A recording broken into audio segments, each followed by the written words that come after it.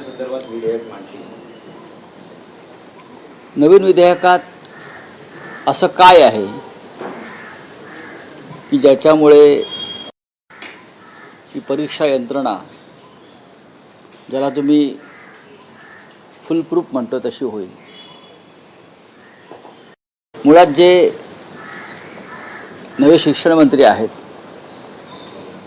त्यांच्या शिक्षणाशी आणि एकंदरीत या यंत्रणेशी किती संबंध आहे आणि नवीन विधेयकात लक्षवेधी असं काही नाही.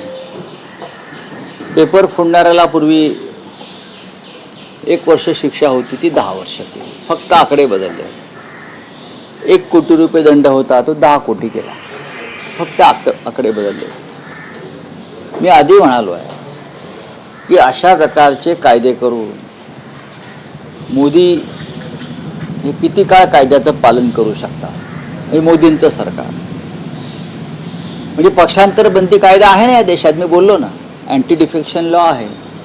म्हणून मोदी, अमित शहा किंवा त्यांनी जे काय लोक उभे केले आहेत मिध्यांसारखे, ते पक्षांतर बंदी कायद्याचं पालन करतात का? किंवा लोकसभेचे अध्यक्ष, विधानसभेचे अध्यक्ष, राज्यसभेचे सभापती, देशाचे सुप्रीम कोर्ट प्रमुख म्हणजे सरन्यायाधीश हे कोणत्या कायद्याचं पालन करून देश चालवत आहेत? अजिबात नाही. त्याच्यामुळे हा जो कायदा आहे हा एक देखावा आहे, रंगसफेदी आहे. आता प्रश्न कायद्याचा नाहीच आहे. विद्यार्थ्यांवर लाठीमाराचे आदेश कोणी दिले?